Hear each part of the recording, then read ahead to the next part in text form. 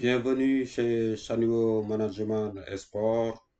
Aujourd'hui, vendredi 28 août 2026, nous allons continuer sur la partie 3. Comment repérer un très bon joueur lors d'un match de football. Petit résumé des parties 1 et 2.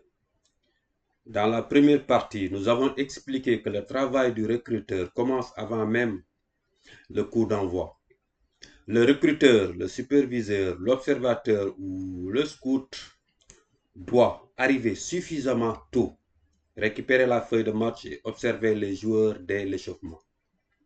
Il analyse notamment leur concentration, leur implication, leur communication, leur langage corporel et leur attitude.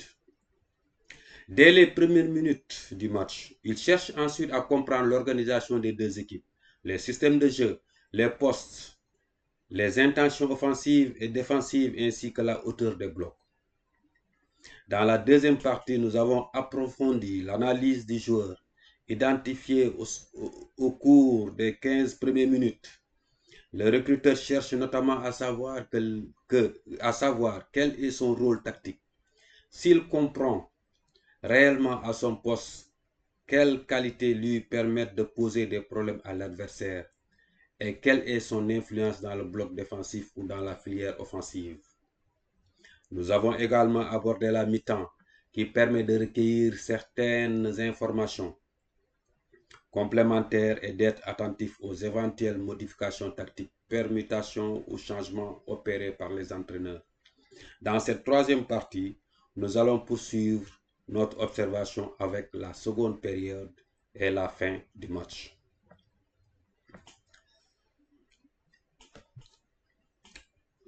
La seconde période et la fin du match. La seconde période, observer la capacité à durer et à s'adapter. La seconde période apporte de nouvelles informations au recruteur. Après 45 minutes de jeu, le joueur est-il toujours capable de maintenir son niveau de performance? Le recruteur, le superviseur, l'observateur ou le scout doit notamment se poser plusieurs questions. Les joueurs sont-ils capables de poursuivre leurs efforts pendant 90 minutes? Ont-ils connu des coups de moins bien au cours de la première période? Comment ont-ils réagi? Lorsqu'un joueur rencontre une difficulté, est-il capable de trouver une solution? Face à une situation défavorable, quels moyens utilise-t-il pour s'en sortir? C'est précisément dans ces moments difficiles que certaines qualités peuvent apparaître. Le recruteur doit observer la capacité du joueur à s'adapter, à résister, à prendre de nouvelles informations et à modifier son comportement lorsque le contexte du match l'exige. Il ne faut donc pas seulement observer le joueur lorsqu'il est en réussite, il faut également l'analyser son comportement lorsqu'il est en difficulté. Les joueurs entrants aussi, les remplaçants. Les remplaçants qui entrent en cours de match doivent eux aussi faire l'objet d'une véritable évaluation. Les professionnels du football, le recruteur, l'observateur, le superviseur ou le scout doivent observer leur capacité à entrer rapidement dans le rythme de la rencontre et à apporter une réponse aux exigences du moment.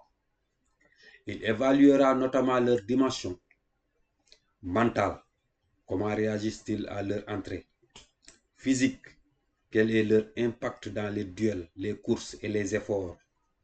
Technique. Quelle est leur qualité d'exécution? Tactique. Comprennent-ils rapidement le rôle et les situations de jeu? Cognitive. Prennent-ils rapidement les bonnes informations et les bonnes décisions? Un joueur peut ne disposer que de 20 ou 30 minutes pour convaincre. Le temps de jeu est donc différent, mais l'observation doit rester rigoureuse. Ça, c'est la seconde période. À la fin du match, faire la synthèse. Lorsque le match se termine, le travail des professionnels, par exemple le recruteur, l'observateur, le superviseur ou le scout, n'est pas terminé. Avant de quitter le stade, il doit être capable de faire une synthèse de la performance qu'il vient d'observer. Il doit pouvoir répondre à plusieurs questions. Que retenir de la prestation du joueur identifié? Quels sont les points forts? Quelles sont les limites? Quel a été son comportement dans les différentes phases du match? A-t-il confirmé les qualités recherchées par le club? Le recruteur doit également être capable de résumer la performance des différents acteurs qu'il a observés et de hiérarchiser les informations importantes. Surtout, il doit pouvoir confronter son analyse aux besoins et aux exigences de son club. Le rôle du recruteur n'est pas seulement de dire ce joueur est bon. Il doit être capable d'expliquer pourquoi ce joueur peut répondre aux besoins du club, dans quel contexte, à quel poste et avec quelle qualité. C'est cette capacité d'analyse et de synthèse qui donne toute sa valeur au travail de recrutement. Conclusion de cette série. Nous arrivons ainsi au terme de notre chapitre consacré comment repérer un très bon joueur lors d'un match de football. Mais le travail du recruteur ne s'arrête pas à l'observation du match. La prochaine étape sera consacrée au rapport d'observation collectif. Comment transformer toutes les informations recueillies pendant le match en un document professionnel structuré et exploitable par un club. Je vous expliquerai prochainement comment construire ce rapport et quelles informations le recruteur doit être capable de transmettre. N'hésitez pas à vous abonner à ma chaîne Saniwo Management et Sport pour ne manquer aucune de mes prochaines vidéos consacrées au recrutement, au scouting et au métier du football. Saniwo Management et Sport, observer, analyser, comprendre et identifier le talent.